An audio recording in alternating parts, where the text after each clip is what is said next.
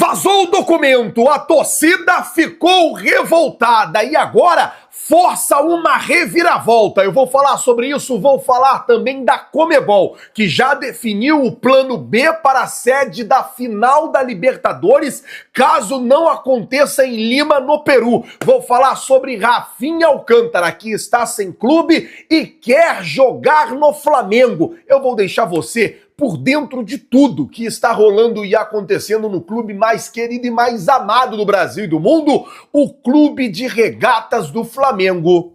Te amo, Mengão.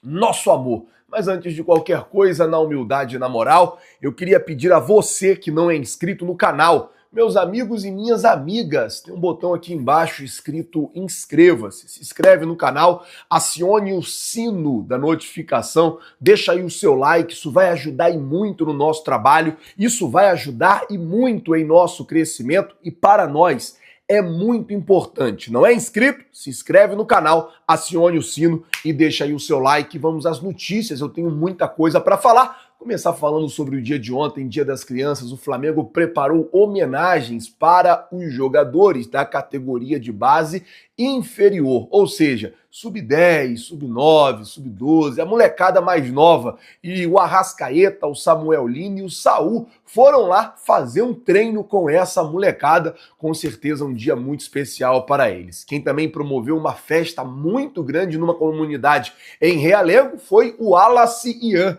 O jogador postou ali nas suas redes sociais dizendo que estava ali promovendo uma festa para as crianças e mostrando também essa parte social. Bom, vamos mudar o assunto aqui agora. Deixa eu falar sobre a Conmebol, porque o negócio é o seguinte, a situação no Peru, ela tá tomando um tamanho cada vez maior e a Conmebol pediu ao governo do Peru garantias de segurança para que possa acontecer a final da Libertadores na cidade de Lima no dia 29 de novembro.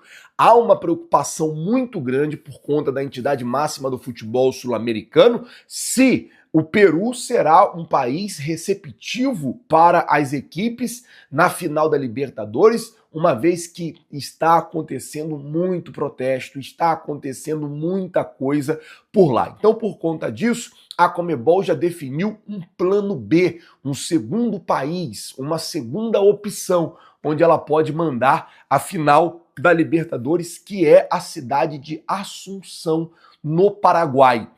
A Conmebol já tem Assunção ali como plano B, até porque já tem estrutura hoteleira para os clubes, tem um hotel em frente à sede da Conmebol, tem estruturas para treino, tem lá o Defensores del Chaco, tem alguns outros estádios também na cidade de Assunção, e aparece a Assunção como o plano B. Fica próximo do Brasil, fica próximo da Argentina, fica um pouco mais distante do Equador, caso a LDU passe para a final, é o que eu quero, que passe o LDU e que ele derrube o Palmeiras, mas fica um pouco mais distante do Equador, mas assim, seria uma segunda opção para a Conmebol caso o Peru não fosse viável. A situação política no Peru está muito complicada, muito protesto, muita coisa acontecendo e a Conmebol está com um sinal de alerta ligado. Faltando pouco mais de um mês para a final da Libertadores, existe sim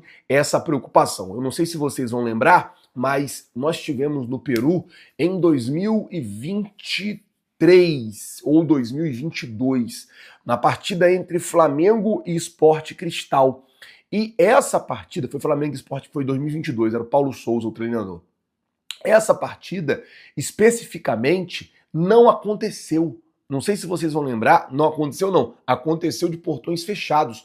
Estava tendo uma onda de protesto no país, aí o governo ordenou que o jogo não acontecesse. Aí depois de muita conversa, Conmebol pra lá, Conmebol pra cá, aquela coisa toda, a partida aconteceu, porém de portões fechados. Então assim, essa questão política no Peru preocupa e muito a Conmebol. Em 2019, a mesma coisa no Chile, né? A final seria em Santiago, no Chile.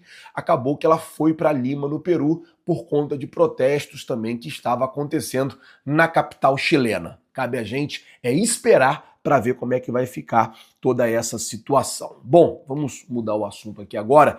E antes de falar sobre o documento vazado e da torcida que agora pressiona para acontecer uma reviravolta, deixa eu falar essa situação envolvendo o Rafinha Alcântara. Por quê? O que acontece é o seguinte, gente, desde 2024 o Rafinha Alcântara está sem clube, ele foi jogar no Catar e depois ele ficou sem clube. O jogador está no mercado, está livre no mercado, é meia, tem apenas 32 anos, está na idade média ali de Jorginho, de Saúl que tem 30, o Pulgar tem 31, ele está na média de idade. E o que acontece é o seguinte, o jogador deu uma entrevista ao Charla Podcast, meio que dando uma flertada com o Flamengo, dizendo que no Brasil só faltou jogar no Flamengo. E o fato dele estar sem clube, isso pode facilitar, obviamente, a contratação dele para o Mengão. Jorge Nicola trouxe a informação que dentro do Flamengo já se discute a possibilidade de fazer uma proposta ao Rafinha Alcântara, até porque o jogador chegaria para ser uma opção ali ao Georgian de Arrascaeta, para dividir a posição ali do camisa 10, do meia armador, com o Arrascaeta. É óbvio que por uma questão física existe uma preocupação. Rafinha Alcântara é um jogador que sofreu muito com lesão nos últimos anos, mas é um jogador que tem uma qualidade que não precisa ser discutida. Passagens pelo Barcelona, passagens também pelo PSG. Eu queria saber a sua opinião. Se você fosse a diretoria do Flamengo, o jogador está sem clube, ele viria de graça. Você contrataria o Rafinha Alcântara? Você traria o Rafinha Alcântara para o Mengão? O que você faria se você fosse a diretoria do Flamengo? Tentaria uma proposta? Não tentaria uma proposta? Tentaria uma negociação? Não tentaria uma negociação? Como eu disse, o jogador tem 32 anos, está livre no mercado e pode ser contratado, inclusive agora. Eu acho que ainda dá tempo. Ah, não, já estamos em outubro, não dá tempo. É só para 2026. Mas o Flamengo pode aí já assinar um contrato com o jogador para 2026. Contrataria ou não Rafinha Alcântara? Traria ou não Rafinha Alcântara para o Flamengo? Coloca nos comentários, eu quero saber a sua opinião. Vou falar agora sobre o protesto e a reviravolta prometida pela torcida. Gente, o que acontece é o seguinte, ontem o Vene, ele vazou um documento que prova que o Sport Clube do Recife havia vendido o mando de campo para acontecer na Arena Pernambuco lá em julho. No dia 30 de julho foi assinado o documento entre os diretores do Sport Clube do Recife e a empresa que comprou o mando do jogo. Só que não só tem isso. O que acontece é o seguinte, a empresa já fez os pagamentos, logo alguns dias depois ali, já em agosto, a empresa fez os pagamentos ao Sport Clube do Recife.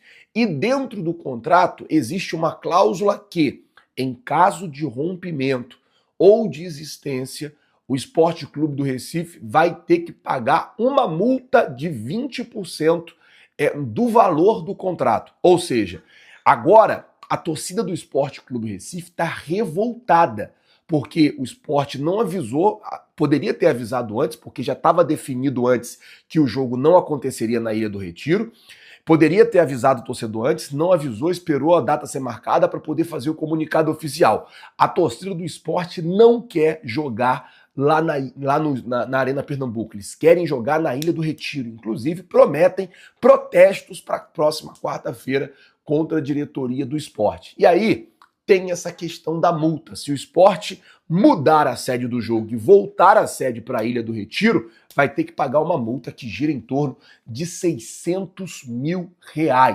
A situação do Sport está bem complicada. É o último colocado na tabela do Campeonato Brasileiro. Além disso, tem a situação agora que envolve um litígio com a torcida, principalmente as torcidas organizadas do esporte. O documento foi assinado no dia 30 de julho.